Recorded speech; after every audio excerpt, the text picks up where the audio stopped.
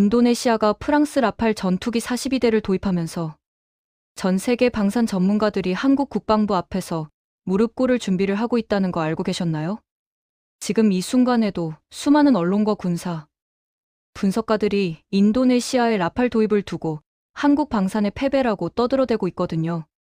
프랑스가 이겼고 한국이 졌다는 식의 단순 무식한 분석이 쏟아지고 있는데 이게 얼마나 웃긴 소리인지 제대로 파헤쳐 볼게요. 왜냐하면 이번 라팔 도입의 진짜 승자는 프랑스가 아니라 대한민국이기 때문입니다. 네, 맞습니다. 인도네시아가 프랑스 전투기를 사는 순간 한국 방산의 미래가 더 확고해진 거죠. 먼저 라팔이라는 전투기가 뭔지부터 정확히 짚고 넘어가야 할 것 같아요. 프랑스가 자랑하는 최신의 멀티롤 파이터라고 하는데 성능 자체는 인정할 수밖에 없죠. 최대 마하 1.8의 속도의 델타 윙 설계로 기동성도 뛰어나고 능동전자주사식 레이더 시스템까지 갖춘 괴물 같은 기체거든요. 공대공, 공대지, 해상 작전까지 다 커버할 수 있는 진정한 의미의 멀티롤 전투기인 건 맞습니다. 프랑스가 수십 년간 쏟아부은 항공우주 기술의 결정체라고 할 수 있죠. 그런데 여기서 문제가 뭐냐면요. 이 라팔이라는 녀석이 성능만큼이나 가격도 우주를 찌른다는 겁니다. 대당 가격이 무려 2억 달러에 육박해요. 우리 돈으로 환산하면 대략 2,600억 원 정도 되는데 이게 전투기 한 대 값이에요. 한 대요. 이 정도면 서울 강남의 빌딩 하나 사고도 남을 돈이죠. 인도네시아가 42대를 산다고 하니까 총 계약 규모가 얼마인지 계산해 보셨나요? 무려 84억 달러입니다. 10조 원이 넘는 천문학적인 금액이 한순간에 프랑스로 빠져나가는 거예요. 근데 진짜 지옥은 여기서부터 시작되거든요. 전투기라는 게 사는 것만으로 끝이 아니잖아요? 유지비가 훨씬 더 무섭습니다. 라팔의 시간당 운용 비용이 얼마인지 아세요? 대략 2만 달러에서 3만 달러 사이로 추정되는데 이게 뭔 뜻이냐면 1시간 훈련 비행 한 번 하는데 우리 돈으로 4천만 원 정도가 공중에서 그냥 증발한다는 겁니다. 말 그대로 하늘에 돈을 뿌리는 거죠. 연료값, 정비 인력 인건비, 소모성 부품 교체, 각종 점검 비용까지 다 합치면 진짜 답이 안 나와요. 게다가 라팔의 엔진인 스네크마 M88은 프랑스만 만들 수 있는 독점 기술이거든요. 엔진에 문제가 생기면 프랑스한테 손 벌려야 합니다. 부품 하나 교체하는데도 프랑스 기술자 불러야 하고 프랑스 승인받아야 하고 프랑스 눈치 봐야 해요. 레이더 업그레이드 하고 싶으면 프랑스한테 돈 내고 해달라고 해야 하죠. 미사일 통합하고 싶으면 역시 프랑스 허락받아야 합니다. 이게 무슨 전투기를 산 건지 프랑스 기술자 고용 계약을 평생 연장한 건지 모를 지경이에요. 정비 체계도 완전히 프랑스식으로 구축해야 하는데 이게 또 돈이 얼마나 들어가는지 아무도 몰라요. 정비 매뉴얼도 프랑스어로 되어 있고 부품 주문 시스템도 프랑스 체계를 따라야 하고 정비 인력 교육도 프랑스에서 받아야 하죠. 인도네시아 공군 정비사들을 프랑스로 보내서 몇 개월씩 교육받게 해야 한다는 건데 이 비용만 해도 수백억 원이 들어갑니다. 그리고 이런 교육이 일회성으로 끝나는 게 아니라 지속적으로 이루어져야 한다는 게 더 무서운 거죠. 전자전 체계는 또 어떻고요? 라팔에 탑재된 스펙트라 전자전 시스템은 프랑스 탈레스사의 최고 기밀 기술이에요. 이거 업데이트하려면 탈레스 기술자들이 직접 와서 작업해야 하는데 한 번 올 때마다 비용이 수억 원씩 나갑니다. 위협 데이터베이스 갱신, 전파 방해 패턴 업데이트, 미사일 회피 알고리즘 수정 같은 거 다 프랑스 손에 달려 있어요. 인도네시아가 아무리 돈을 많이 냈어도 핵심 기술은 절대 넘겨주지 않는 게 방산 수출의 철칙이거든요. 무장 시스템 통합은 더 가관입니다. 라팔에 쓸 수 있는 미사일이나 폭탄은 대부분 프랑스제 아니면 유럽 공동개발 제품들이에요. 미티어 공대공 미사일, 스칼프 순항 미사일, 엑소세대함 미사일, 에이즘 해머, 정밀 유도 폭탄 등등 다 프랑스나 유럽 무기 체계죠. 인도네시아가 만약 미국제 무기를 쓰고 싶다. 가능은 한데 통합 비용이 또 천문학적으로 들어갑니다.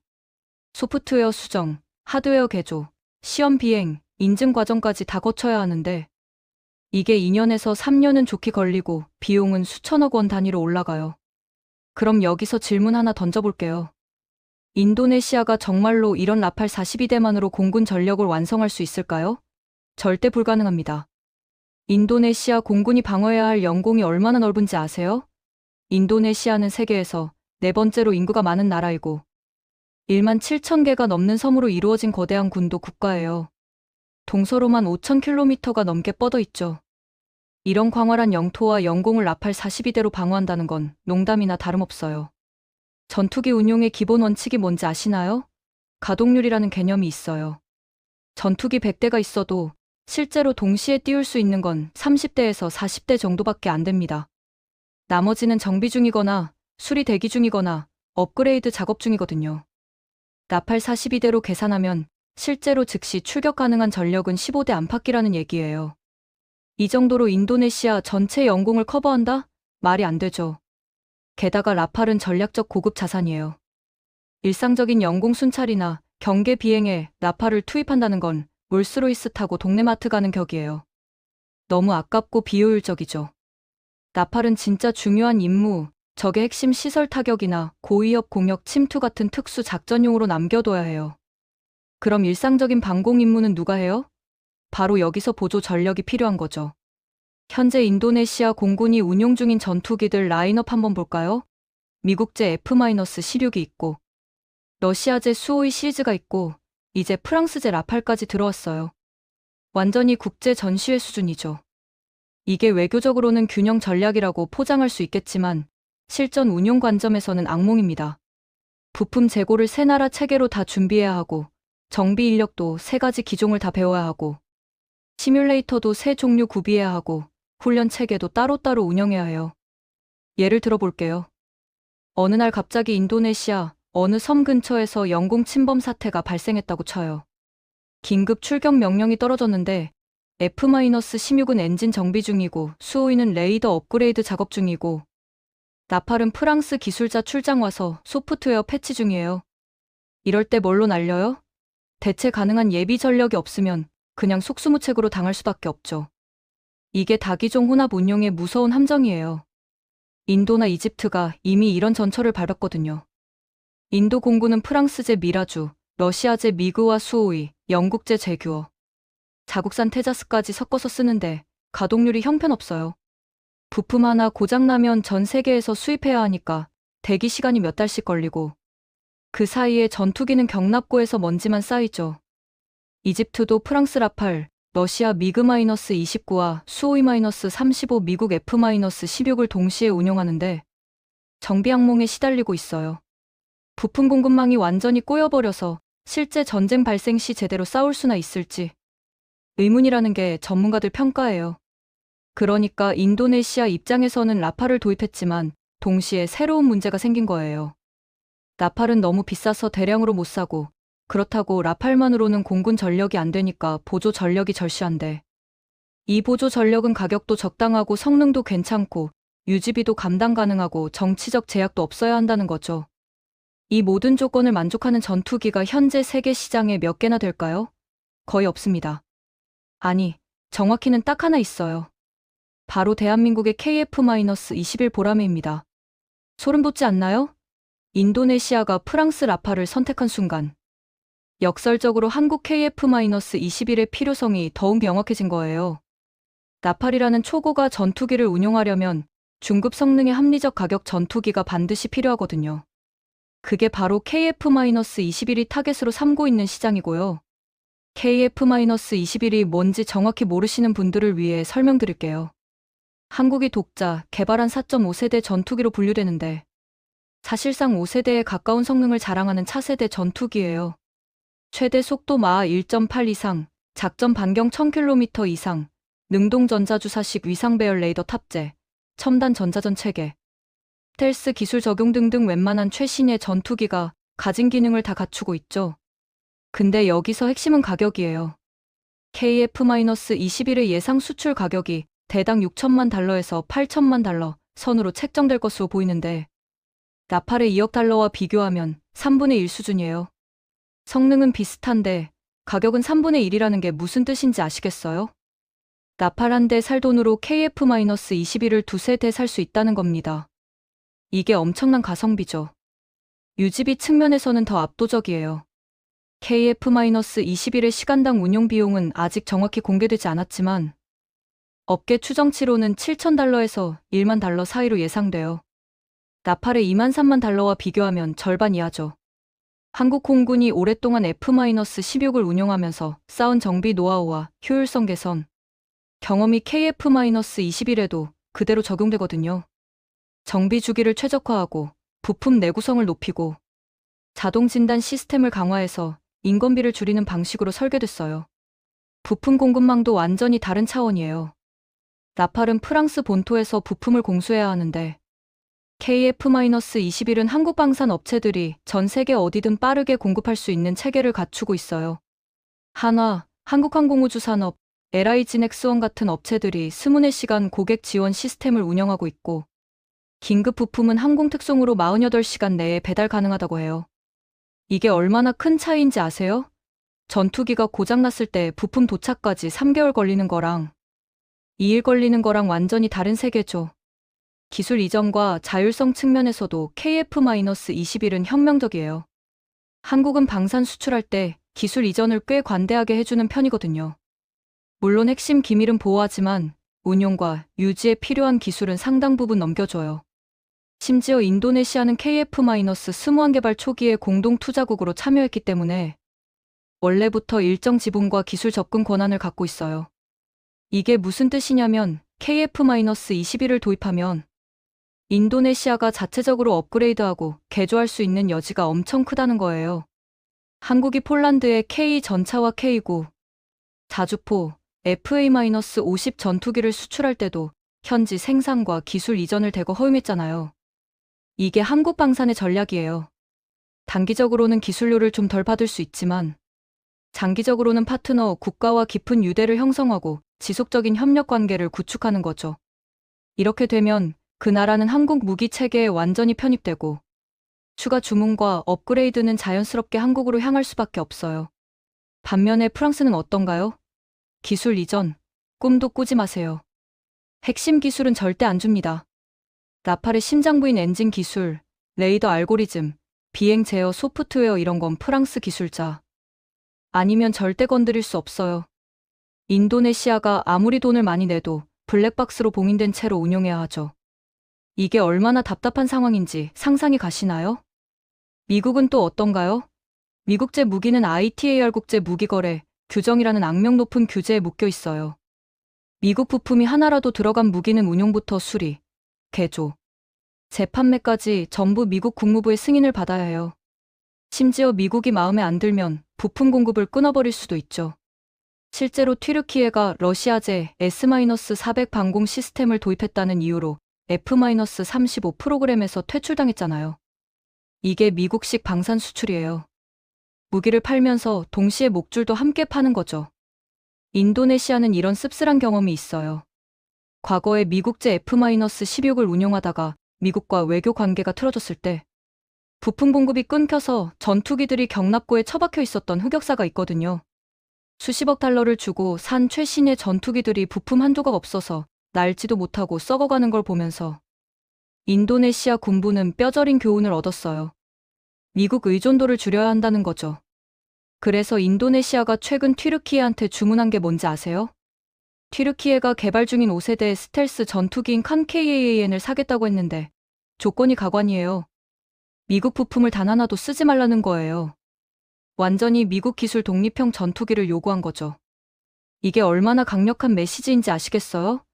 인도네시아는 이제 성능보다 자율성을 우선시하기 시작했다는 겁니다. 근데 재밌는 게 뭔지 아세요? 튀르키예 칸 전투기가 과연 미국 부품 없이 만들어질 수 있을까요? 솔직히 말하면 거의 불가능에 가까워요. 현대 전투기는 수만 개의 부품이 들어가는 복합 시스템인데 그중 상당수가 미국산 또는 미국 기술이 들어간 제품이거든요.